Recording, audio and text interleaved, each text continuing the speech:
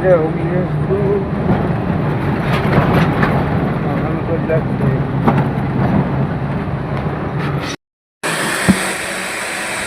ভাত দেখো দিদি, এটা কত ভাত, অনেক ভাত। হ্যালো বন্ধুরা, এটা কি মাছ বলো? এটা বাটা মাছ আর সজনা খাড়া দিয়ে আদা দিয়ে আলু দিয়ে ঝোল হবে, ভাত। বন্ধুরা দেখো আমি রান্না করছি, কেমন তোমাদের সেই রান্না দেখাবো। আছে 5 ফোড়ন দিয়ে আদা দিয়ে মাছের ঝোল, শুকনো লঙ্কা দিয়ে বাটা মাছ আর সজনা খাড়া দিয়ে।